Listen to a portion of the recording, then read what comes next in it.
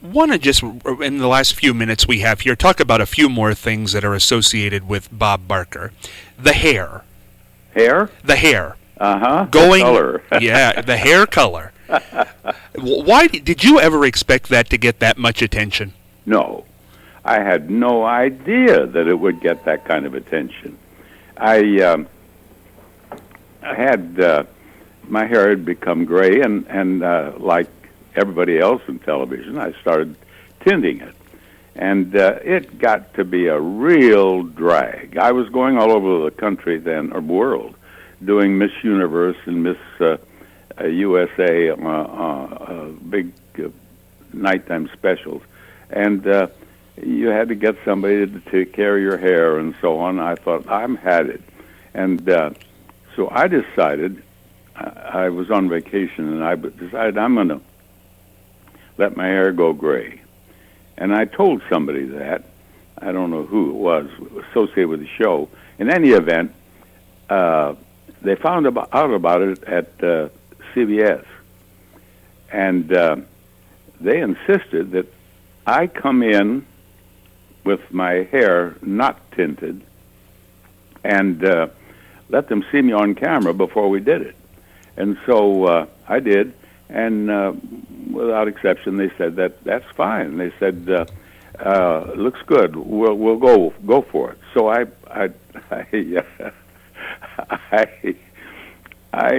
let it go. And I came out there with the gray hair, and you could practically hear the gasp from the audience. I got a letter from one guy. He said, "Bob, you must have had one hell of a night." But it worked out fine, and I felt better about it. It wasn't as much trouble, and a lot of people said they thought I looked better. And I might add that there were other hosts who started going gray, too. Well, it's interesting because after it went gray, then the thing was, boy, does Bob Barker have a nice head of hair. And it still holds up. Well, most of it's still there, but there's a little less than there once was.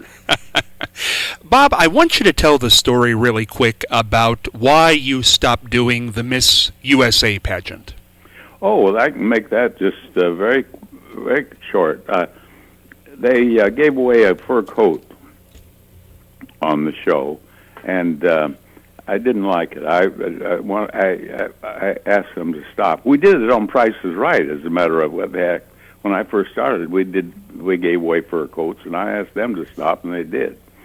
But unfortunately, the beauty pageants wouldn't stop, and I did them for years there, but we were always going to stop.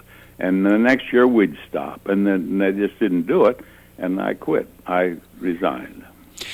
Is there anything you still want to do in life? Is there what? Is there anything left you still want to accomplish? You mean professionally? Professionally, personally, anything. At 93, anything you still want to do? No, I've done a lot of things that I've thoroughly enjoyed, and I certainly have had wonderful opportunities on television and doing things that I enjoyed. And I'm just kind of riding with the storm here. I don't have any ambitions that I'm going to, oh boy, what I want to do is, I just wait and things happen, and I do them if I want to, and I don't. That's what's wonderful about being retired. I have no real obligations. Bob, when we started this interview, I started by saying that if you're 10 years old or 100 years old, you know who Bob Barker is. Well, with your help, I'm going to keep that going. You are, and my question is, it may seem like a silly question, but do you know that you're Bob Barker, this icon in television that everybody loves? Well, I know I'm Bob Barker. I do know that. As far as being an icon, that sounds like a pretty big deal, and I'm not sure I'm that, but I love to have people say I am, and if I enjoy being well known. I enjoy having people at a restaurant wave to me or something like that. I think that's a compliment. And I live in a neighborhood where these buses go by, and tourist buses. And sometimes they catch me when I'm out in front of the house or something like that. And unlike some people, they kind of try to ignore them. I love it. Sometimes the bus even stops, and I'll talk with the people. Those people in these buses, when they go by here, I just remember that without those people, I would have had to work for a living. Mm.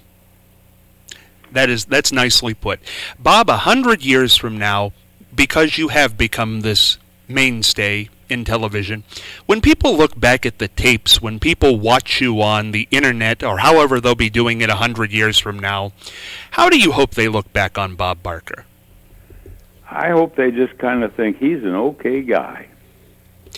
Is there anything we don't know about Bob Barker? There are a few things, and we're not going to talk about them.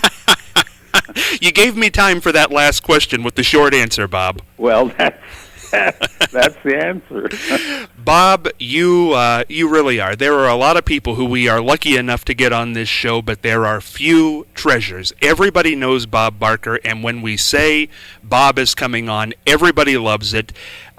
Republican, Democrat, whatever race, color, or creed, Bob Barker has changed the world, and it's an honor to have you on, and I hope you do come back again.